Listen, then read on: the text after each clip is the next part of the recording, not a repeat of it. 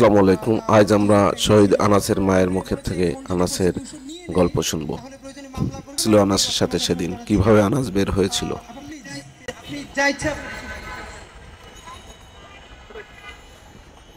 আসসালামু আলাইকুম। আনাস, আমি একজন বীরের মা। ছোট্ট একটা সন্তান আমার, 16 বছরের। সেই সন্তান দেশকে এতই ভালোবাসছে, দেশের ভাইদের এত ভালোবাসছে, অদেখা ভাই যাদের সাথে তার ব্যক্তিগত কোনো পরিচয় নাই, আন্দোলনে যোগ দেওয়ার যার কোনো অভিজ্ঞতা নাই, কোথা থেকে শুরু করতে হয়, কোথায় যে শেষ হবে সে পথ তার জানা নাই, তবু সে বেরিয়ে গেছে ঘর থেকে। তারপর এক পর্যায়ে তাঁতিবাজার গিয়ে অন্যান্য অনেক আন্দোলনকারী ভাইদের দেখে তাদের সাথে যুক্ত হয়। শাহবাগে বলে, আন্দোলনকারী ভাইরা ওকে বুঝায় যে আগে ওদের গুলি শেষ করতে হবে, ওদের গুলি যখন শেষ হয়ে যাবে তখন আমাদের উপর আর অ্যাটাক করা হবে না। প্রথমে গায়ে লাগে, কপালে লাগে হচ্ছে রাবার বুলেট। সে জানে না যে রাবার বুলেটের ক্ষতিটা কতটুকু। সে তার ভাইদের জিজ্ঞেস করে, ভাই এটা কি কোনো ক্ষতি হবে?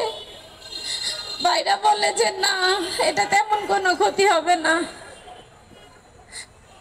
তারপর বলে, গল্প করে ভাইদের সাথে। কিছু সময় যখন আন্দোলনের আগ মুহূর্তে সবাই একত্রিত ছিল, পুলিশরা অ্যাটাক করছিল না, তখন গল্প করে সে সব জানতো যে হসপিটালে লাশের বন্যা, মর্গে এরকম অনেক লাশ, ঢাকা মেডিকেল হসপিটাল জায়গা দিতে পারছে না বা চিকিৎসা দিতে পারছে না, আহত মানুষগুলা চিকিৎসা পাচ্ছে না, সব তার জানা, সব জানে সে। সেটাও বলে গেছে যে সরকার শোক পালন করে, অথচ সেই সরকারই আবার ছাত্রদের উপর গুলি চালানোর নির্দেশ দেয়। এমন একটা স্বাধীন দেশে আমরা বাস করি, যেটা বিশ্বের আর কোনো জায়গায় নাই। সেই স্বাধীন দেশে যখন তার ভাইদেরকে গুলি করা হচ্ছিল, সে সেটা নিতে পারে নাই। সাথে নাই কোনো বন্ধু, একে ডাকে তাকে ডাকে, তোমরা কি আন্দোলনে যাবা, আমাকে নিয়ে যাও। কিন্তু শেষ পর্যন্ত কাউকে যখন কানেক্ট করতে না পারে, 4 তারিখ রাতে যখন বলে সমন্বয়করা যে প্রতি পরিবার থেকে একজন হলেও আসেন, আমাকে জিজ্ঞেস করে, মা কেন এরকম করে বললো? বললাম যে বাবা, আমাদের তো ঢাকায়, আমরা যারা ঢাকার বাইরে আছে এরা তো সপরিবারে আসা সম্ভব না। তাই বলছে যে প্রত্যেক পরিবার থেকে একজন করেও যদি আসে, কত মানুষ শুনলো আমার কথা।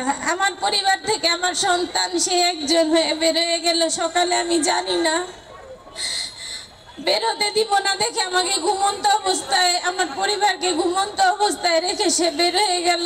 জানি তার বের হওয়ার পথে কোনো প্রতিবন্ধকতা না থাকে। সে তার দেশ, দেশের ভাইদের এতখানি ভালোবাসছে।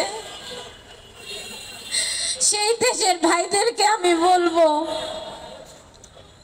আপনারা ভুলে যাবেন না, শহীদ আনাস থেকে শুরু করে প্রত্যেকটা শহীদ ভাইদের অন্তত তাদেরকে আপনাদের দোয়াতে, মোনাজাতে মনে রাখবেন।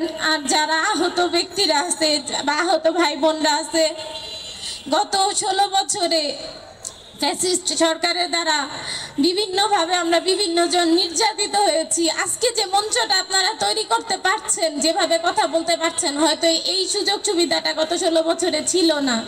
বিভিন্নভাবে মানুষ নির্যাতিত হয়েছে, যেটা আমরা জানি না, অনেক গল্পই আমরা জানি না, কিন্তু আপনারা তো জানেন। প্রত্যেকটা মানুষ যারা নির্যাতিত ছিলেন তাদেরকে বলবো, আজকের যে স্বাধীনতা আপনারা ভোগ করছেন, সেটা আমাদের সন্তানদের লাশের উপর এবং আহত সন্তানগুলার কাঁধের উপর।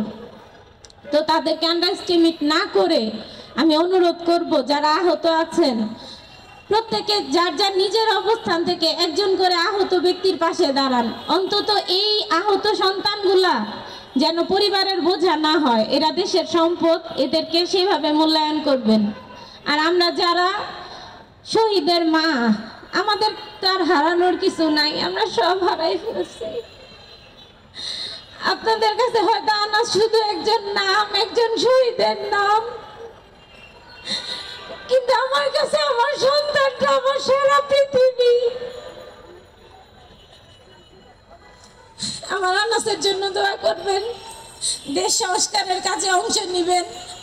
সর্বোপরি যে দেশের স্বপ্ন দেখে আমরা এই আন্দোলনে যোগদান করছিলাম, সে দেশটা যেন আমরা পাই, সে স্বাধীন সার্বভৌমত্ব গণতান্ত্রিক একটা দেশ, সে দেশটা যেন পাই। সেজন্য সার্বিক সহায়তা যেখান থেকে যেভাবে করা দরকার। আনাসের ভাইদেরকে বলবো, যে ভাইদের প্রেমে মুক্ত হয়ে, যে ভাইদের কষ্ট সহ্য করতে না পেরে আমার সন্তান ঘর থেকে বের হয়ে শহীদ হয়েছে, সেই ভাইদের বলবো আপনারা ভুলে যাবেন না, এমন কোনো কাজ করবেন না যেটা দেশের জন্য, দেশের মানুষের জন্য অমঙ্গলজনক। আমাদের সন্তানরা তো শহীদ হয়েছে এই দেশের জন্য, সো সেই দেশটাই থাকবে ফার্স্ট প্রায়োরিটি। এবং দেশের শান্তি, দেশের সার্বভৌমত্ব, দেশের গণতন্ত্র, এগুলা যেন ঠিক থাকে। আর যেন কোনো যুদ্ধ না হয়, আর যেন কোনো মায়ের কোল খালি না হয়।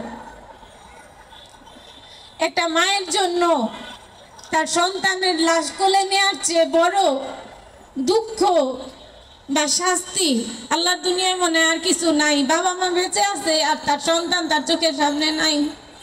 এটা শুধুমাত্র যারা আমার মতো সন্তান হারা হয়েছেন তারাই জানেন। তো এই জন্যই বলবো যে আমাদের সন্তানদের রক্ত বৃথা হতে দিবেন না। যেন যেই দেশের স্বপ্নে বিভোরে আমাদের সন্তানরা রাস্তায় নেমেছিল, সেই দেশটা যেন পায়, সেই দেশের স্বাধীনতা, সেই দেশের সুখ যেন বাংলাদেশের মানুষ ভোগ করতে পারে, সেজন্য কাজ করবেন। আনাস এবং সকল শহীদ আহতদের জন্য দোয়া করবেন।